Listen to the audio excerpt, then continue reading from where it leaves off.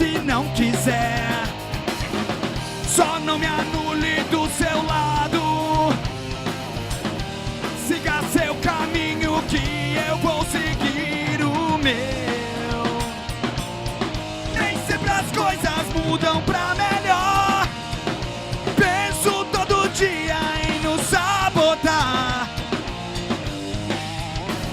Eu sei que perdemos tanto tempo aqui. Me faço de desentendido, mas sabemos o que aconteceu. A insegurança eu que lá. Só queria agradecer por suportar. Pela primeira vez nos libertar.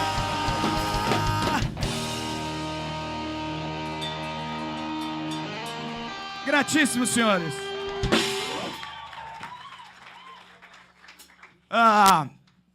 Meu lado esquerdo, Felipe Fargnoli. Meu lado direito, Aliane Barbosa. Ao fundo nas baquetas, Marco Antônio Meloni. E eu, Rodrigo Lima. Nós somos o Dead Fish, senhores. Prazer. Olá, está no ar o Câmara Ligada, um espaço para ouvir o som e o pensamento do jovem. O brasileiro tem mania de achar que o que é de todos não é de ninguém. Devia ser o contrário. O que é de todos é nosso. Praças, ruas e parques são locais importantes para a convivência e a diversão. E, às vezes, só a sua ocupação já é um ato político. A ocupação nos espaços públicos é o tema do Câmara Ligada de hoje. E a gente tem aqui na nossa plateia o Centro de Ensino do Lago Norte. Bem-vindos. O Centro de Ensino Médio 1 do Gama. E uma galera da Ceilândia, que participa do programa Jovens de Expressão, da Caixa Seguros, em parceria com a CUFA-DF, a Unesco e o Grupo Cultural Azulim. Obrigada por terem vindo. No palco, Dead Fish, uma banda de Vitória, Espírito Santo, que está há mais de 20 anos botando o povo para quicar com seu rock hardcore. Vamos ver a reportagem. De Peixe Morto, a banda Dead Fish só tem o nome, porque o som é para quem tem sangue nas veias.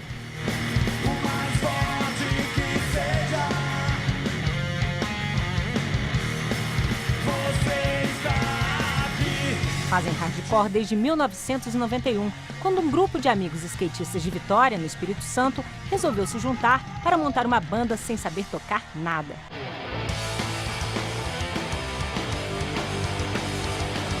Aprenderam na prática. De lá pra cá, viveram algumas trocas de integrantes até a formação atual. Com Marcão na bateria, Aliande no baixo, Felipe na guitarra e Rodrigo Lima nos vocais.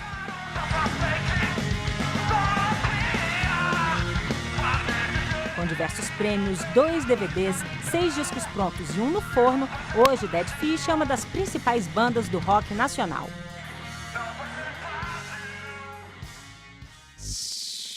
Rodrigo, como é que vocês comemoraram esses 20 anos? Já estão com 22 anos na estrada. Esse é o DVD? Sim, esse é o DVD.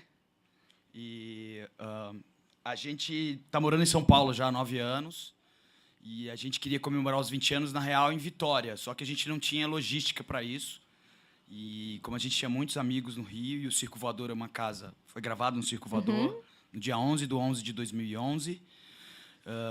E como a gente conhecia muita gente no Rio, o nosso empresário é do Rio, a gente resolveu fazer no Circo Voador, que também foi brutal, porque é uma casa muito representativa para o rock nacional. Com certeza. Então, se deu dessa forma. Escuta, e saiu só em DVD. Como é que as pessoas podem baixar esse som? Cara, eu acredito que esteja em todas as áreas de download aí para todo mundo. Tá disponível, então, tá aberto. Não sei, tá se rolando. não sei se é tão em alta, mas tem uma qualidade razoável. Legal. Tem pergunta na plateia, gente? Meu nome é Larissa e eu gostaria de saber como vocês se conheceram. Foi o que o começo do VT aqui falou. A gente é amigo desde moleque em Vitória. Desde, sei lá, fim dos anos 80. Mas desse pessoal dos anos 80, quem sobrou fui eu. O Felipe, a gente conheceu em Belo Horizonte no começo dos anos 90, porque a gente saía de Vitória, botava instrumento dentro do carro e ia tocar em Belo Horizonte, que é próximo, subindo a serra. E a gente conheceu ele nos anos 90. O Aliande fez um teste no meio dos anos 90 com a gente. Ele já ia aos shows também, ele é capixaba, de Vitória. E aí ele entrou na banda em 97, 6. E o Marcão, ele entrou em 2008, substituindo um outro baterista. Então tem um mineiro, 2 capixabas e um paulista na banda hoje. Tem outra pergunta ali. Meu nome é Jefferson, eu gostaria de saber qual é a música que mais marcou a banda, se tem alguma preferida. A minha não tem, cara. Eu gosto da obra toda. Eu acho que toda a obra nossa foi feita com extremo carinho, extrema força de vontade da banda. Eu não tenho nenhuma em especial. Eu acho que todas elas me tocam de uma forma diferente. Gosto de todas. Eu gosto de alguns álbuns. Eu acho que o Sonho Médio, que é o nosso segundo álbum, é um álbum especial, de 99. E o álbum 0 e 1 são... não, tudo bem, não são músicas, são álbuns. E o 0 e 1 de 2004. Mas música em específico, nenhuma. Meu nome é Emily, eu queria saber como surgiu o nome da banda. Foi num sorteio, não teve nada especial. Botaram um monte de papelzinho com alguns nomes e saiu Dead Fish. Na verdade, Dead Fresh Fish. O nome A gente mais tirou o composto. fresh. Porque ficava difícil para falar, então nada especial. Vocês disseram que já passaram vários músicos pela banda. Eu queria saber quantas formações já teve e qual é a banda que vocês têm como inspiração, uma banda base, assim, que vocês tiveram uma inspiração para montar uma banda, né? Que geralmente toda banda tem. 7. Músicos que passaram foram vários. Agora, formações fixas foram 7. 7 já, cara? 7. Uma banda em comum que todo mundo gosta aqui, que inspira até hoje, assim, chama Bad Religion. Acho que pra gente, uma banda que desde o início que a gente começou a aprender a tocar, era uma referência no estilo. Tem várias, né? Eu ia falar Dead Kennedys. Muitas, não só de rock, são muitas, cara.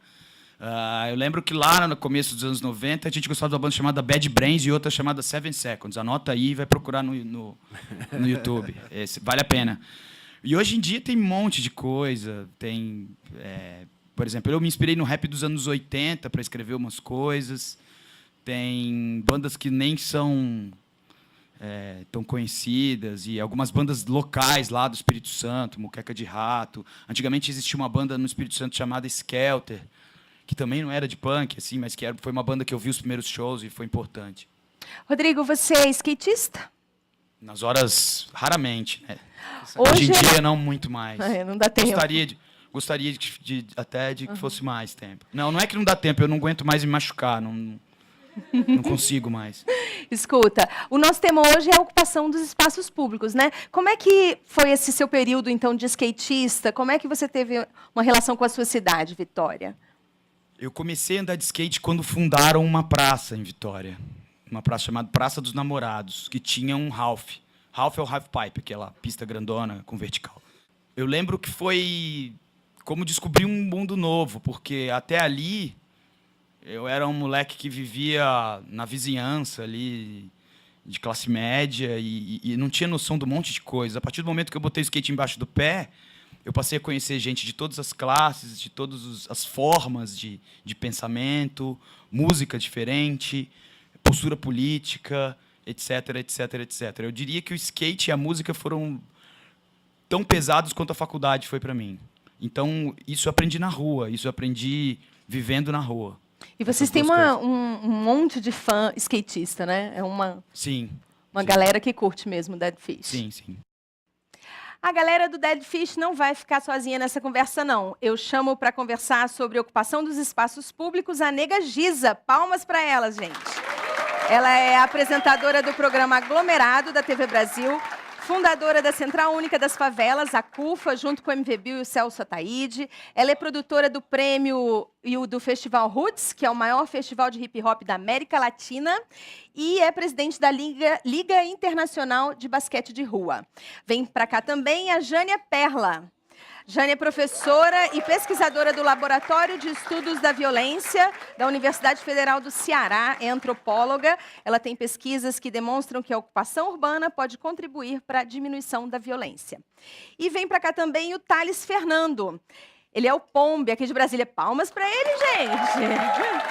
Ele é estudante de desenho industrial na Universidade de Brasília e é grafiteiro. Bem-vindos. Para atualizar o nosso blog, o camaraligada.com.br, hoje está aqui a Patrícia Del Rey. Ela é poeta, atriz e é do Coletivo Transverso. Tudo bem? Tudo bem, tudo ótimo. Patrícia, o que é o Coletivo Transverso? O Coletivo Transverso, ele nasceu em 2011. É um coletivo que interage com a cidade. A nossa função é colocar poesia na rua através do stencil e do lambe-lambe. Então, a gente realiza essas intervenções na rua, em alguns pontos, colocando poesia para todos. Já foram mais de 300 intervenções nesses 2 anos de existência, não é isso? Você teve... me diga assim, qual é o objetivo de uma intervenção poética? Eu acho que o objetivo da intervenção é o mesmo objetivo da composição. Assim, você olha a cidade como tela. Então, assim, você está passeando pela rua e você vê que você pode interagir em alguns lugares, né? Colocar mais poesia, colocar mais arte, colocar questionamento. Então, assim, por que a parede tem que estar branca? Eu acho que toda parede branca tem fome de poesia, tem fome de respiro. E colocar a obra na cidade é permitir que todo mundo acesse ela, né? Então, a pessoa não tem que ir até uma galeria para poder olhar o que é arte. A arte está aí, em todo lugar. E como é que é essa experiência de colocar a arte na parede branca? É arriscado, né? Porque intervir na rua normalmente é proibido, assim. Então, a gente interage, muitas vezes, em locais que já são locais abandonados, que estão depredados, e aí você vai lá e tenta colocar um pouco de delicadeza no concreto, né? E você já teve problemas com isso? Algumas vezes eu já fui pega pela polícia, né? Mas, normalmente, nada que a gente não consiga conversar e explicar que o que você está fazendo é arte, né? É um respiro para a cidade. Então, assim, normalmente você conversa e explica que o que você está fazendo é uma obra de arte. Tem alguns policiais que são mais delicados e outros não, né? Mas eu acho que o fato de você ser uma mulher acaba gerando mais delicadeza, por incrível que pareça. Assim. E qual é o endereço do blog do Coletivo Transverso? É coletivotransverso.blogspot.com.br. A gente trabalha bastante com a internet, porque quando você fotografa um stencil e você coloca na rede, você permite que outras pessoas que não estão na sua cidade também acessem aquela poesia ou aquela mensagem de outras formas. Legal, muito obrigada por ter vindo. Ocupar praças, ruas e parques muitas vezes depende mais da vontade das pessoas do que de uma ação de governo. O Raul de Lima nos conta algumas experiências felizes de ocupação. A ocupação de espaços públicos acontece por todo o país. Um exemplo bastante conhecido é o da Praça Roosevelt, em São Paulo. Antigamente povoada pelo tráfico de drogas e pela prostituição, hoje abraça artistas, skatistas e festivais, como o Existe Amor em SP. Em Belo Horizonte, a Praça da Estação vira praia aos sábados. A ocupação surgiu como protesto contra um decreto municipal que proibia qualquer tipo de evento na praça. Os manifestantes venceram e, em 2011, a Lei da Praça Livre foi sancionada, permitindo que os espaços públicos possam ter eventos de pequeno porte sem precisar de autorização municipal.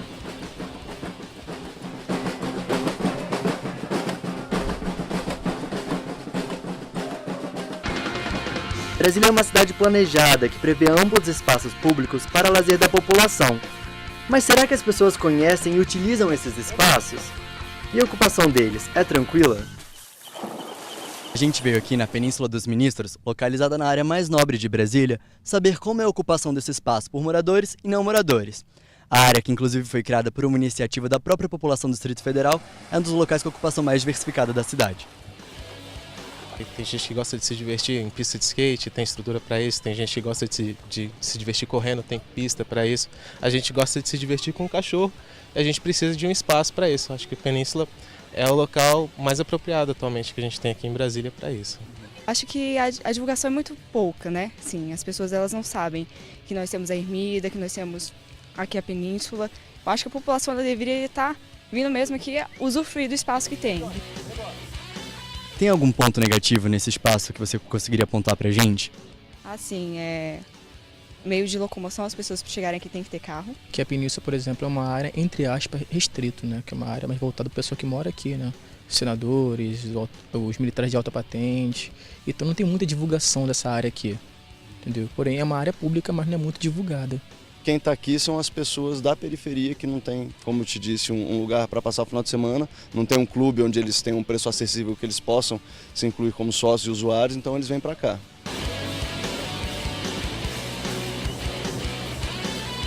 E na sua cidade, como acontece a ocupação do espaço público?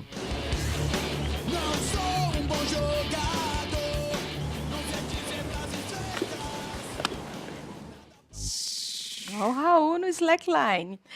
Nega Giza, você é presidente de uma das iniciativas mais bem-sucedidas de ocupação de espaço público, que é a Liga do Basquete de Rua. Como é que surgiu esse projeto? Como é que ele ganhou tanta projeção até internacional? A princípio de tudo, não só a Libra, mas os outros projetos que a CUFA faz no Brasil inteiro, vem com essa vontade da gente saber aonde a gente pode chegar, aonde a gente pode tornar aquele lugar mais bonito, mais bacana. A Libra era um campeonato pequeno que acontecia em alguns estados, a gente resolveu torná-lo nacional e até internacional. Então, em todos os estados do Brasil acontece a Libra e o basquete de rua com as oficinas. E acontece na rua. As oficinas acontecem na rua, numa quadra de basquete. Quadras de basquete são improvisadas para acontecer o campeonato nas ruas. Então, é o maior prazer para a gente saber que a gente realiza uma referência esportiva de rua num viaduto, num lugar que estava abandonado até ontem. Hoje a gente transforma ele no templo do basquete de rua. Isso é muito importante. Jânia, muitas vezes essas iniciativas sofrem resistência, seja da prefeitura, seja dos moradores vizinhos, seja de comerciante. Por que existe essa disputa em torno de um espaço público? Eu acho que assim, isso revela um problema social que nós temos, que é uma população amedrontada, principalmente a classe média alta, e que se sente muito mais segura a partir de uma arquitetura pautada por muros, por frequentar lugares onde a segurança é reforçada, onde não se tem contato com as pessoas. Então, qualquer iniciativa nesse sentido do encontro, do convívio, por vezes acaba sofrendo algum tipo de resistência. Thales, eu queria que você contasse um pouquinho para a gente da sua história. Você tem experiência com grafite em Brasília, São Paulo, Buenos Aires. Como é que você começou a trabalhar com grafite e qual é a sua atitude na hora que você sai para fazer um grafite? Você escolhe o lugar, pede autorização? Eu comecei a pintar em 2002. Eu cheguei a morar 5 anos em Goiânia. E lá formei uma CRIO com 4 colegas. E a gente chamava ela de NOC, Nação Ordinária CRIO. E a gente começou a pintar todos os muros por lá, por Goiânia. Eu acabei me mudando para Brasília em 2006, eu acho. Voltando para casa, só daqui. E o processo de pintura, eu normalmente não peço muita autorização, porque aqui em Brasília tem muito espaço público e pouco lugar acessível privado para a gente pedir autorização. Então, normalmente, eu boto a mochila nas costas e saio pedalando por aí e começo a pintar. Só que, normalmente, tem, como a Paty falou, problemas com a polícia, né? Uma vez eu já tinha pintado pela manhã e encontrei uns camaradas na rua, todos pintados, sujos assim, eu nem conhecia eles. Aí os caras falaram, vamos aí, chega aí, vamos pintar. A gente chegou perto de um muro, estava branquinho, tiramos todo o material da mochila e tal, só que o muro estava branquinho, a gente nem chegou a triscar no muro. Aí passou a viatura, deu ré, falou, galera, todo mundo enquadrado, vamos para o Camburão, lá para a primeira DP. Então, isso tudo depende da índole do policial, né? Tem uns que estão de boa vontade, outros que já querem te deixar na pior, assim, ó. Bom, meu nome é Ana Carolina, e aí você falou, né, que você tem experiência também em pintar em Buenos Aires, né? Queria saber se a galera de lá, eles têm preconceito, que nem aqui no Brasil, porque é fato. Que aqui as pessoas, elas interpretam muito, por causa que tem muita pichação. Então, aqui tem muita gente, principalmente as pessoas assim, mais velhas, que elas interpretam isso como pichação, não aceitam. Então, eu quero saber, qual a visão do povo lá de Buenos Aires? Olha, preconceito vai ter em toda cidade, em todo lugar do planeta, né? Só que uma coisa que eu aprendi é que se você está pintando durante o dia, você é artista. Se está durante a noite, você já é criminoso. Mas tem de todo tipo, tem pessoas que gostam, e em Buenos Aires é uma cidade muito aberta à arte, à cultura. Tem um enraizamento muito forte nisso, nessa vivência do popular, de valorizar a cultura e a arte mesmo. Rodrigo, a nossa reportagem mostrou uma experiência lá na Praça Roosevelt, né, que teve todo aquele problema esse ano. Eu queria que você contasse um pouquinho do que aconteceu e da sua vivência nessa praça. Os malucos todos, os poetas, os músicos, os punks, a gente estava ali presente durante muitos anos e fazendo com que aquilo ali não se revitalizasse de uma forma que o Estado gosta de falar, mas que revitalizasse de uma forma que as pessoas conseguiam trocar ideia nas ruas, não existia especulação imobiliária, as coisas não eram caras. A Praça Roosevelt não era o lugar mais seguro do mundo, era feio, estava bastante abandonado, mas ainda existia uma cena de pessoas que andavam de skate, gente que ia lá. O break em São Paulo tinha uma sede na Praça Roosevelt, era ali embaixo, que a Praça Roosevelt eram 2 andares. Então, o que aconteceu? No decorrer do tempo, o centro de São Paulo foi ficando valorizado, foi recebendo a atenção de uma elite que queria se tornar mais cosmopolita. Não sei, posso estar falando uma besteira, mas aí os preços começaram a subir muito. E esse projeto de revitalização foi começando a expulsar essas pessoas que quando teve a reforma, veio o embate com os skatistas, foi isso?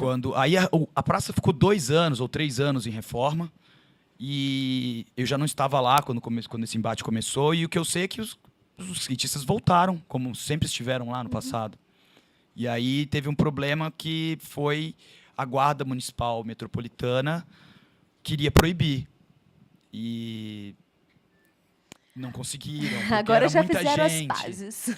Não sei se fizeram as pazes. Não, existe uma certa tensão no tão. ar em alguns lugares. Algumas pessoas me contam uma coisa ou outra.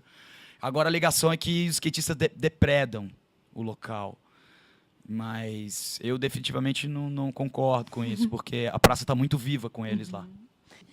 Eu gostaria de ressaltar que é muito positivo todas essas iniciativas de ocupação dos espaços públicos nesse sentido de uma atitude política mesmo, de resistência e de se apropriar da cidade. Se essas pessoas que têm medo que o seu Rolex seja roubado, em algumas situações, como você falou, se sentem donas da cidade, na verdade não se sentem, porque não circulam, não têm tem medo de circular pela cidade. Nós vamos para um rápido intervalo e no próximo bloco vamos conhecer espaços públicos que já tiveram uma boa ocupação e hoje estão abandonados. Mas antes, mais Dead Fish. Rodrigo, o que você vai tocar? Essa música se chama Tão Iguais. Dancem!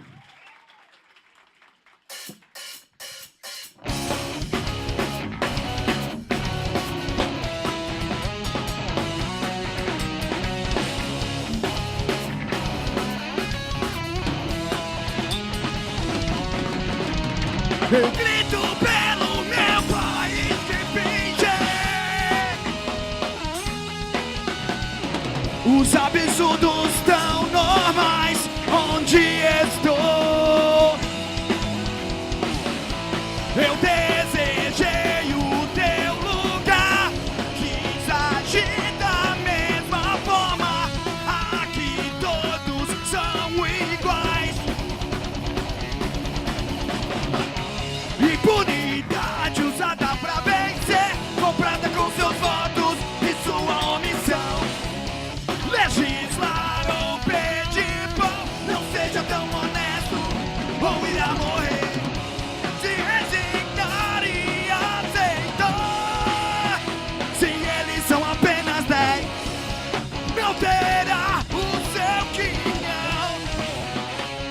Vejo quanto deles normalidade senso comum.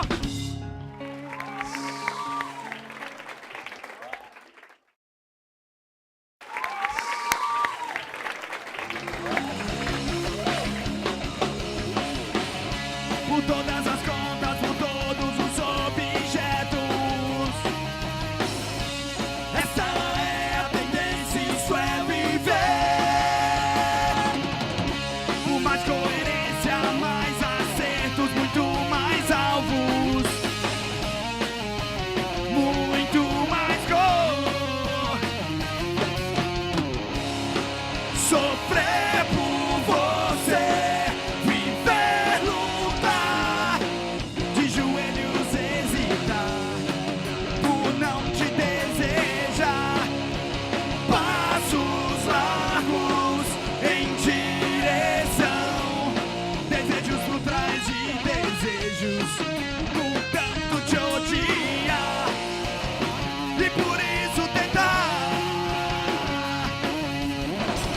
Por isso trabalhar, por isso roubar. Por mais forte que seja, você está aqui, dinheiro.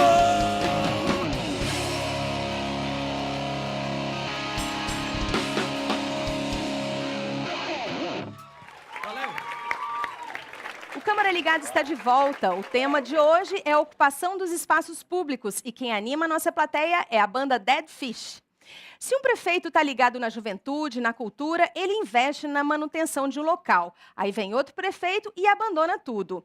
O nosso repórter Jonathan Cornélio foi conhecer uma situação como essa e se deparou com registros de um projeto que marcou Brasília nos anos 80, o Cabeças. Estamos na Concha Acústica de Brasília, um anfiteatro com capacidade para 5.000 pessoas que existe desde 1969, mas que tem sido pouco utilizado para eventos. Nós conversamos com o produtor cultural Neio Lúcio para saber por que isso acontece. Qual cidade no mundo tem um anfiteatro magnífico como esse, com quase nenhuma utilização, né? É uma sensação de abandono, mato. Alguém tem que bancar. É o governo, a iniciativa privada, tem que reconhecer que isso pertence à cidade de Brasília, faz parte da administração de Brasília. Tem que criar um projeto inteligente de utilização disso daqui. A concha acústica, ao longo do tempo, ela não teve nenhum momento com periodicidade suficiente para poder se fazer presente na vida afetiva da cidade, né? Mais do que na hora disso acontecer. Nas décadas de 70 e 80, Neio Lúcio foi um dos produtores do Concerto Cabeças, evento que reunia diversos artistas e milhares de pessoas nas quadras residenciais e no parque da cidade. Não eram espaços apropriados para as apresentações. Ainda assim, o projeto funcionou. Qual era o segredo? Eu usei as superquadras, eu cresci nas superquadras, jogando bola, correndo. Então, eu me utilizei muito dessa memória afetiva com a cidade, nesse momento já em 78. Falei, não, vamos ocupar os gramados com um pequeno show de música, tocar um violão, um piano, e com regularidade. Então, vamos marcar, vai ser hoje, vai ser todo final do mês, todo primeiro domingo, último domingo do mês. Logo, logo, a coisa encheu. Aí nós fomos até para o parque da cidade. E limpamos que estava abandonado, pior do que estava aqui. Aqui do lado, por favor, as pessoas que tiverem dar uma forçazinha para levar o piano. Era uma iniciativa das pessoas moradoras da cidade. Por isso a coisa funcionava. Não tinha patrocínio.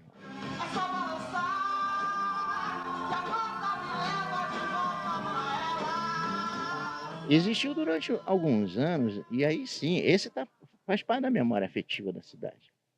Tanto que nós fizemos aí o Cabeças ao longo da sua vida de atividade, foi mais de 200 concertos ao ar livre, nunca teve um segurança.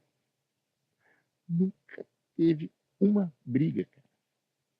Nunca. Em 200 atividades ao ar livre, lotadas de pessoas. Por quê? As pessoas estavam ali no espaço delas. Elas tinham a certeza de que aquilo pertencia a elas e que elas pertenciam ao lugar. Negatiza, essa fala do Neio Lúcio me lembra o início da CUFA, não foi isso? Essa vontade de ocupar? Ocupar espaço público era a nossa cara, né? E é a nossa cara ainda, assim, é um pouco que a CUFA aprendeu a fazer. E é a questão do que todo mundo falava, assim, o que os jovens que estão aqui hoje gostam de fazer? A mãe e o pai só reclamam, cadê fulano? Fulano está na rua, só vive na rua. Ah, não está aqui, hora de chegar em casa, meu filho. Era sempre essa briga, né? Só que hoje os pais têm outra expectativa. Os filhos estão indo para a rua para participar de um projeto como esse, Jovem de Expressão, vão lá participar de uma atividade física, vão participar de uma atividade esportiva, vão participar de uma atividade poética. Então, assim, hoje o jovem está na rua, ocupando a rua, sim, mas de uma outra forma. Não ocioso, não parado, não sem fazer nada, mas sim aproveitando desse espaço público, como mostrou esse VT aí do festival, uma coisa maravilhosa, que acho que é legal a gente estar num lugar fechado, bonito, belos shows, mas assistir um show do Dead Fish na rua, vibração toda, todo mundo ali aproveitando, é outra pegada, né? É outra coisa. E é isso que a gente quer, que os órgãos públicos entendam que a gente sabe, sim, se organizar, sabe fazer um projeto, sabe tomar conta daquele lugar, sabe dar conta das atividades e sabe, principalmente, aproveitar as pessoas que frequentam aquele lugar para serem multiplicadores em outros locais parecidos. Então, acho que é isso que a gente tem que fazer. A gente está fazendo isso no Rio de Janeiro, no Ceará, Mato Grosso, em outras CUFAs. A gente tem um viaduto em Madureira, que a gente vai falar depois mais um pouco. A gente tem um viaduto em Madureira que a gente já está há anos lá ocupando. É nossa casa, nosso lugar. Era a rua, vivia ocioso, sem ninguém. A gente transformou aquele lugar em um lugar positivo, um lugar bom, sem medo, sem susto. E é lá que vocês gravam o aglomerado. Sexta-feira à noite, Rio de Janeiro bombando. Estamos no Morro Tavares Bastos. A gente falava tanto do governo e hoje a gente está fazendo um programa justamente na TV pública, que é a TV Brasil. É um prazer a gente estar fazendo a gravação da 2ª temporada. Vamos iniciar daqui a pouco a gravação de estúdio. Transformamos o viaduto em um estúdio. No início foi um desafio, que a galera chegou lá, olhou e falou: ah, mas é aqui que vocês querem gravar, aqui que a gente quer fazer um programa de televisão, aqui nesse lugar. Pô, ninguém imaginava que um viaduto pudesse ser um lugar tão assim, positivo hoje como é. E acho que é para ser copiado mesmo. A gente tem que fazer, a gente tem que chegar, tem que pedir, tem que cuidar e tem que apresentar uma nova perspectiva para essa galera. Legal. Jânia, como é que a gente quebra esse círculo vicioso a rua está violenta, você não deixa o jovem na rua. Ao mesmo tempo, está violenta porque não tem ninguém. Como é que quebra isso? Bem, eu acho que hoje aqui já foram dados muitos exemplos de como está acontecendo, porque todas essas iniciativas, inclusive essa que a Giza aí está apontando, é um exemplo de que você ocupa, as pessoas se identificam, mais pessoas circulam, as pessoas se sentem seguras. Muitas pesquisas já indicam isso. As pessoas não brigam, você não vê vandalismo em locais com os quais as pessoas se identificam. Então, se ela sente, de alguma forma, esse lugar faz parte da minha rotina, faz parte do meu cotidiano, não vai, de nenhum modo, fazer nada que vá deixar o lugar mais feio ou vandalizar. Uhum. Se a pessoa se apodera, né? A sociedade se apodera do lugar. Tem pergunta na plateia, gente? Meu nome é Marcos, eu queria saber... Você se sente oprimido não sei se não tem uma certa liberdade de expressão para a música ou para a arte ou para o esporte de rua. Se vocês ainda sentem a população que descriminaliza ou que criminaliza, no caso, ou que de certa forma, tem um olhar meio crítico que não é o certo, pelo caso. Vocês só querem fazer o bem ou abrir mente de certas pessoas, só que se a sociedade ainda vê isso como uma coisa ruim. Na verdade, 2013, né? A gente está numa época que a gente tem essa liberdade, né? A gente tem aí a tecnologia que nos ajuda com internet, né? As redes sociais, os meios e formas de você falar para o mundo através dessa tecnologia. E eu acho que as pessoas, com isso, abriram um pouco mais a mente, né? Então, o cara ia lá grafitar no viaduto, na época do basquete rua. Chegava lá para grafitar, mãe, vou ali fazer um grafite na CUFA. Mas ele estava organizado, estava na lista, estava tudo bonitinho. Mas aí um dia ele apareceu na Globo Globo dando entrevista. Aí a mãe dele, meu filho tá fazendo agora um negócio de arte, meu Deus do céu. Tá envolvido com um negócio de arte na CUFA. Porque ele apareceu na TV e disse que os tios dele, todo mundo na casa dele, começou a olhar ele de uma outra forma. Não, é porque aquele negócio que você ficava aí no canto escrevendo, que você colocou lá no muro da tua avó, na casa da tua avó, meu filho. Esse negócio é arte, meu filho, que bonito, faz isso.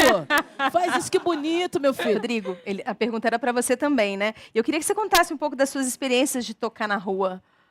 Sim, esqueci teu nome, cara. Marcos. Então, Marcos, você falou sobre discriminação e sobre, em 2013, a gente ter uma estrutura. O Dead Fish sempre se embasou, desde o primeiro dia, numa máxima que se chama faça você mesmo, que vem do punk, lá dos anos 70. E isso foi muito importante para a gente individualmente, porque a gente recuperou um senso de comunidade que eu acho que eu não tinha quando era mais novo. Assim. Então, se a gente foi reconhecido ou não, se a gente está aqui hoje ou não, isso é legal, é super relevante, a gente se sente feliz por estar vivendo isso, mas lá atrás, o mais importante era a gente estar junto, fazendo a gente, como você e seus amigos, numa rua, dentro da sala, ou, sei lá, num lugar que você frequente, estar junto fazendo. Isso era o mais importante. E acreditar, isso recuperou muito a autoestima de muita gente que esteve perto de mim. Assim, garotos que não dariam em nada, entre aspas, hoje eles sentem e se sentiram parte de uma coisa, de um movimento de música, de um movimento de atitude política, do movimento de independência e autonomia. Isso foi o que fez a maior diferença para a gente. E falar sobre a rua, a gente começou tocando na garagem de uma loja de livros do pai de um cara que tocava com a gente. Então a gente não tinha lugar para tocar. Então o que a gente fazia? A gente tocava e pegava os instrumentos, ia para uma rua próxima, ou ia para um bairro onde as pessoas andavam de skate, botava os instrumentos e tocava. Pode falar. Meu nome é Amanda e eu quero perguntar qual das obras que você já fez, qual foi a mais marcante e qual a que você sofreu mais preconceito? Olha, Amanda, eu acho que é como fizeram a pergunta para o Rodrigo, se tem uma música mais especial. Acho que por trás de cada trabalho que eu desenvolvo, sempre tem uma história, um rolê por trás, uma vivência do dia, então todos são especiais iguais. E você já está vivendo essa sensação de ser um artista? Eu me expresso, não sou artista nem vândalo. Eu só estou ali com a ideia na mente, rabisco no meu caderno e tento colocar aquilo na parede. Se os outros vão gostar ou não, já não é mais comigo. Eu só estou ali para tirar da minha mente e colocar na parede. O Câmara Ligada foi ouvir a opinião de alguns deputados sobre a ocupação dos espaços públicos. Tem alguns problemas da ocupação de espaços públicos. Obras inacabadas que ficam abandonadas. Nós vemos aí áreas públicas que não são utilizadas e que poderiam servir à comunidade. E também a privatização de algumas áreas públicas para atender interesses econômicos. E o que nós temos visto também a organização cada vez maior e uma exigência cada vez maior por parte dos gestores públicos de todas as esferas, municipal, estadual e federal, no sentido de planejar suas ações, planejar a aplicação dos recursos. Eu acredito que esse planejamento a longo prazo, a médio prazo, ele já vai transformar e já vai dar um resultado em relação a esses problemas e essas dificuldades que nós temos visto. Eu, quando jovem, quando criança, adolescente, sempre tive esse espaço, seja com a bicicleta, seja com o carrinho de rolemã, enfim, com tudo aquilo que seja possível ocupar. Por quê? Porque o espaço público é da sociedade. Ocupá-lo também é do nosso dever, apesar de ser um direito. Mas muito mais que esse direito, nós temos que ocupá-lo para ajudar o país a se movimentar, para que esse espaço não seja, de forma não ocupada, servir para outro tipo que não seja aquele adequado à realidade do espaço público. Por isso é que nós estamos aqui também com o mesmo incentivo. Vamos ocupar o espaço público. É de todos nós, é do povo brasileiro. A rua é do povo. Eu acho que o jovem tem que vir para a rua para fazer atividades culturais, para fazer atividades esportivas, para ocupar a rua de forma saudável. Quando nós percebemos, por exemplo, que os grafiteiros podem fazer arte nos muros, quando os skatistas podem vir praticar esporte e fazer convivência, quando os que dançam na rua, o street dance, quando as pessoas podem vir fazer com que a rua seja ocupada pela cultura, pela juventude, certamente a rua está sendo democratizada, os espaços públicos estão sendo ocupados para que a população cresça e ocupe a cidade que efetivamente é sua. Jane, a deputada Flávia Moraes tocou num ponto importante, que é a privatização das áreas públicas. Aqui em Brasília tem um grande espaço que estava destinado a ser um parque na beira do lago, agora o governo quer vender para fazer um shopping center. Como é que a população pode se opor a esse tipo de iniciativa? Bem, eu acho que seria interessante alguma ONG, alguma associação de bairro montar um projeto e concorrer. Com certeza a sociedade civil organizada vai ficar a favor, eu imagino, de um projeto que não seja para pessoas que já lucram muito, lucrar mais. Então, é importante também que a sociedade civil se mostre proativa nesse sentido de, se tem um empresário que quer ocupar essa área, vamos montar um projeto, vamos formar opinião no sentido de convencer as pessoas de que é mais interessante ocupar dessa maneira do que para fortalecer um capitalismo que não pensa tanto assim no bem-estar da população, né?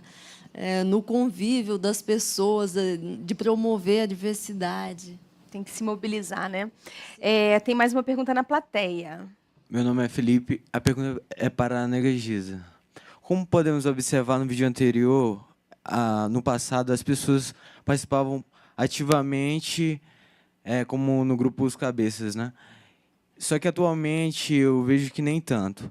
O que podemos fazer para ocupar de fato? Eu vejo que atualmente as pessoas são muito presas às mídias, seja ela internet, televisão. Como podemos ocupar ativamente esses espaços? Ir para a rua mais, né? Acho que é um pouco isso, né? Acho que realmente a rede social está tomando um espaço aí. Tem gente, ou a galera vai e fica o tempo inteiro, né, conversando e aqui com seus smartphones, iPhone, as pads, e falando um com o outro ao lado aqui. Mas acredito que é um pouco de entender o que essa nova geração quer. O que vocês, jovens, que são aí nessa idade e estão sendo a galera do momento, o que vocês estão pensando? O que vocês querem, além das redes sociais, além de namorar e ir no shopping, o que vocês querem? Que tipo de show? Qual é o formato? Então, acho que é conversar muito mais, ouvir muito mais as pessoas para entender o que elas estão a fim de fazer. Porque, realmente, você sente, às vezes, que é difícil você movimentar pessoas, né? Chamar, vem para cá, vem... A nossa estratégia mesmo como CUFA, em todos os nossos projetos, a gente colocar a mobilização de pessoas através de transporte, né? A gente aluga ônibus e leva essas pessoas para os eventos, porque realmente a gente vive... vai sair da Ceilândia para ir lá para o centro, é distante. Então, você coloca alguns ônibus, vai levar essas pessoas, não tem desculpa.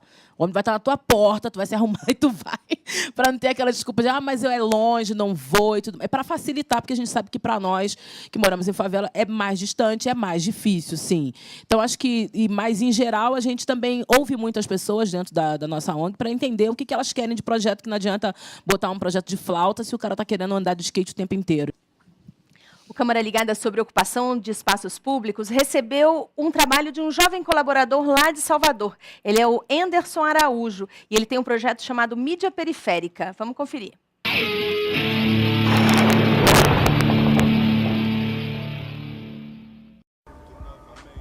Olá, galerinha do Câmara Ligada. Eu trouxe vocês hoje para conhecer a Biblioteca Pública da Bahia. Vamos lá saber o que é que está acontecendo aqui dentro. Tem uma galera que está ocupando uma sala lá em cima. Vamos lá.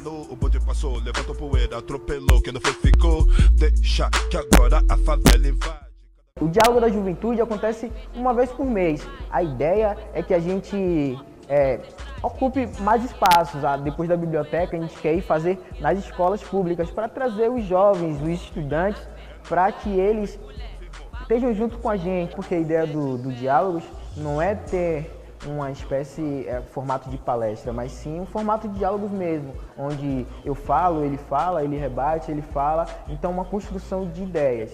Então, vamos lá. O bonde não para, só quem tá formada no bonde que bota a cara. O bonde não para, o bonde não para, só quem tá formada. Então, se vocês quiserem saber mais sobre o Diálogo da Juventude, acessa lá a nossa página Diálogo da Juventude no Facebook e fiquem ligados no Câmara Ligada, que é o espaço jovem dentro da Câmara. Se você também quiser mandar pra gente sua reportagem, participar diretamente do Câmara Ligada, faz como o Anderson. Entra lá no camaraligada.com.br para ver as regras, tempo de duração e tal, como é que funciona essa participação. O Câmara Ligada sobre ocupação dos espaços públicos termina aqui. Muito obrigada a todos vocês que vieram até aqui. Você que está em casa, continua ligado na gente no Facebook, no Twitter, agora no nosso novo perfil no Instagram e principalmente no camaraligada.com.br. Eu agradeço a presença da Nega Giza, a Patrícia, que atualizou nosso blog, Jânia, Thales, todos vocês da equipe técnica que tornam esse programa possível e você aí de casa que nos acompanhou até agora ou acompanhou no carro pelo menos um pouquinho, se liga na gente no Câmara Ligada. E quem vai terminar o nosso programa é o Dead Fish, tocando o quê, Rodrigo? Queda livre. Queda livre. Vamos, bota a cara, rapaziada.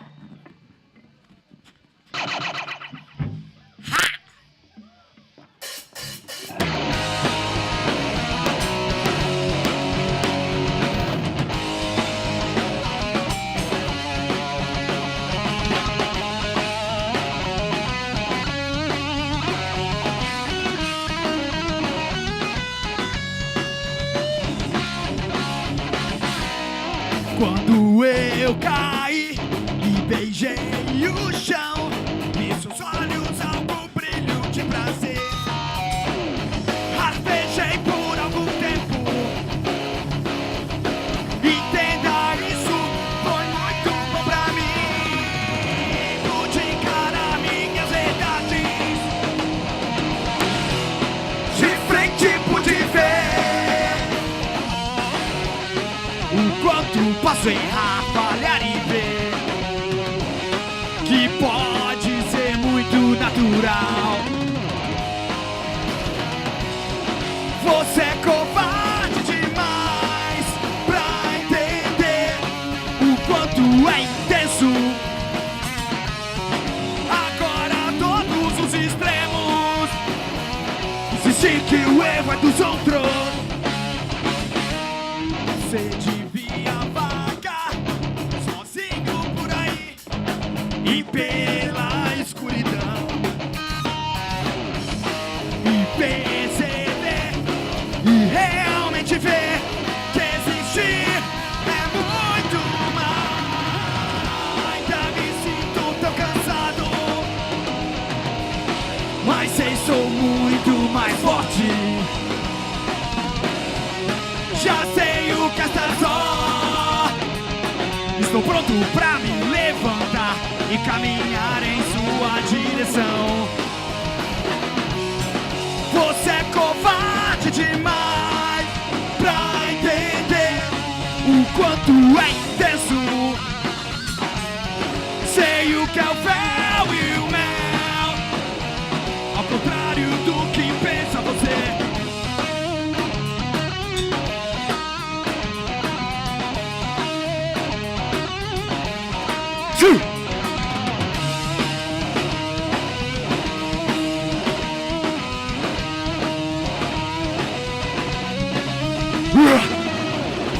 Se você ainda pode me vencer, mas você sabe que não vou desistir.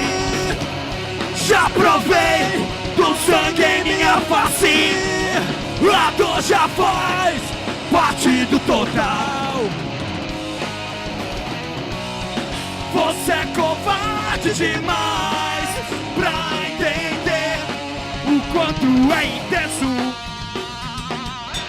Agora todos os extremos, insistir que o erro é dos outros. Vem, vem! Vem, porra! O tempo já não importa mais, pois ainda estou aqui. Eu ainda estou aqui. Aceite, estou aqui. Yeah! Muito obrigado, câmera ligada. Valeu, câmera. Até já.